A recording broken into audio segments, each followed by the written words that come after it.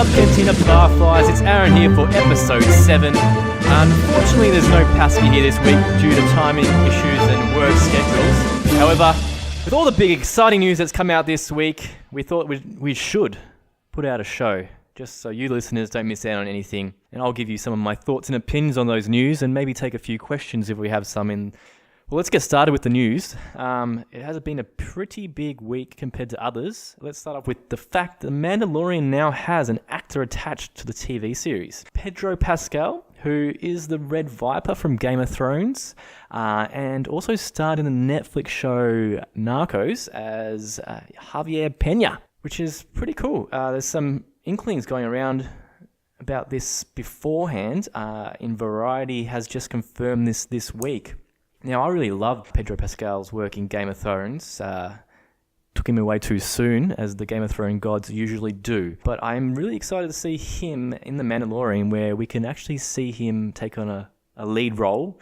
And I really do see him as the lone gunslinger, as described in Jon Favreau's synopsis when it was first announced.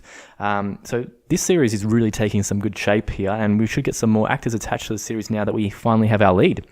But speaking of live action TV series, the biggest news of the week is that Cassian Andor is getting his own live action TV series. That's right. Cassian Andor from Rogue One, played by Diego Luna, will have a series set before the events of Rogue One, obviously, because he does die, spoiler alert, and it will be aired on the new Disney streaming service, which has finally got a name called Disney Plus. Now, this is some pretty exciting news, just for the simple fact that Disney now has 2 live-action Star Wars TV series. But if we take a deeper look into it, a number of things that I am excited about are the characters and the possibilities, the setting, and how this show could actually bring more life to more Star Wars characters that we have only seen slightly short amounts of time for. So that it's set, before Rogue One and during that time of the rebellion. So we're going to get a lot of the Rebels-esque from the animation show. We could get characters such as, bounty hunters that we've seen. We could even get, the new Han, Alden Ehrenreich's Han, Chewie, Lando, Enfys Nest, even a young Luke or Leia could show up. The endless possibilities this show could take, depending on how long they decide for the series to go. Yeah, it's one of the things I'm really, really excited about. I was already excited for The Mandalorian, but now we've got the Cassian Andor, a character that we already know, didn't get much time with during Rogue One, or didn't get much development with, but this will certainly be able to show us the little things that we might have missed, such as in the books, we find out that Cassian is actually a separatist, or from a separatist family, which is separatist, for those who don't know, the other side of the Clone Wars. So there was a separatist and the Republic.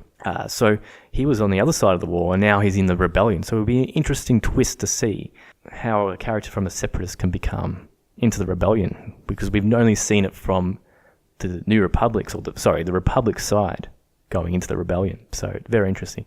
We can also get characters like Jyn Erso possibly show up. We all know that they're actually contracted to them for movies, but the contract may stipulate even a TV series if they want to sign up for it. I want some bounty hunters. I want some really dark themes. Maybe not too dark, but something that is reminiscent of, say, the first scene where we see Cassian show up and he shoots the guy almost reluctantly, but he knew that he had to do it because Cassian knows that, the rebellion, you got to do some dirty things sometimes.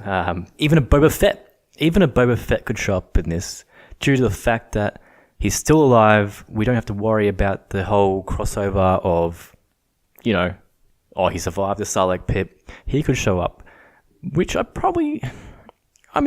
don't know. Depending how they handle it, maybe we don't have too much of Boba Fett, maybe just showing in the background, or one episode or half an episode of him just kicking some ass that we've always wanted to see. Or with Boba Fett comes the rest of the bounty hunters like Bosk, even the dirty underworld of Jabba the Hutt.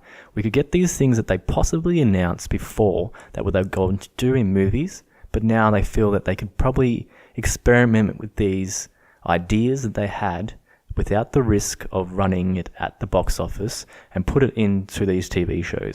I'm interested what made them come up with this idea, because it was just only recently we did get the announcement of Mandalorian and everyone went wild. Maybe they got a bit confident, the fact that, yeah, people want these TV shows, not these movies. Right, let's get to some fan questions now. The first one comes from Eddie, and he writes a very long, detailed question about the box office. In particular, he says, Solo may end up losing Disney money, and The Last Jedi didn't meet box office expectations. Do you think this will have an impact on future Star Wars movies or films? Yeah, the Han Solo movie did very much fail at the box office and didn't meet any expectations. However, The Last Jedi did meet box office expectations with $1.3 billion worldwide, and is ranked 8th in the US domestically for all-time domestic box office, and also all-time around the world just outside of the top 10 at 11. So if you're looking at as a box office, definitely The Last Jedi is up there and is a success to Disney. However, may not be to everyone's taste, and it has that 50-50 split with the fans, which then we could see possibly be the reason why Solo didn't do as well. But there has been other things that added to the failure of Solo at the box office, and that is probably to do with a bit of marketing and the placement that it was 2 weeks out from the Avengers film, and also Deadpool came out the week before as well, the week after. So a lot of people were attending the movies during that summer. In saying that, yeah, Solo, that's why it did fail. Last Jedi didn't fail at the box office, but did mix with fans. Now, to think the second part of your question with the future, that these films, no, I don't believe so. Especially with them taking a break from the release of the films, and also with the upcoming Episode 9, I think J.J. Abrams is going to do a lot of fan service there and be able to tie up this trilogy in a nice, happy knot, so that fans are brings all the fans back together. It's going to be something that will be celebrated, and yeah, I think that will help the future projects such as the Benioff and Weiss trilogy or series of films that will come out. And I do believe that they will be set, as I've said many times, that they'll be set in the Old Republic, which a lot of fans, or hardcore fans, really want. So yeah, thanks for that question, Eddie. Very interesting. I hope you learnt a bit there. And we have another Star Wars fan question, which comes from Facebook and is from a good friend of ours, Steve Hugo.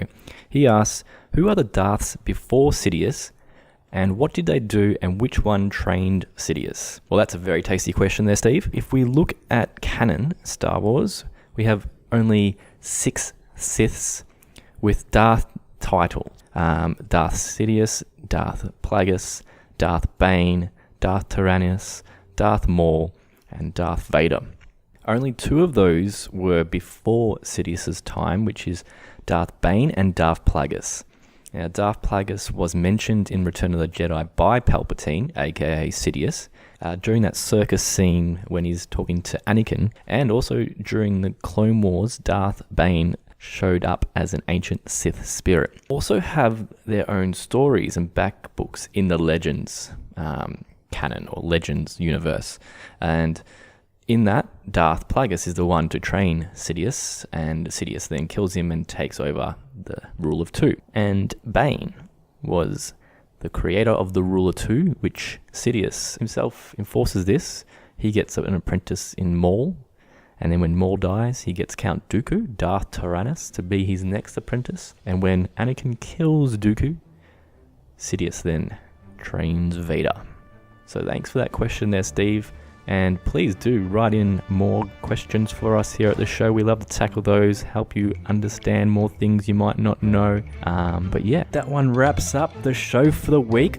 I do apologise for Pascal not being here, but he will be back next week, where we'll dive deeper into some more speculation of the Cassian Andor series and find out what he wants from the show. I have a feeling it's some more Kato or so, since he died so sadly in Rogue One. But thank you for listening, and don't forget to subscribe to us on iTunes, Spotify, Stitcher, TuneIn and Podomatic. And please follow us on Facebook, Twitter, Instagram, and now YouTube at Cantina Barflies. Thanks again. That ends episode 7. Catch you next week right here on the Cantina Barflies.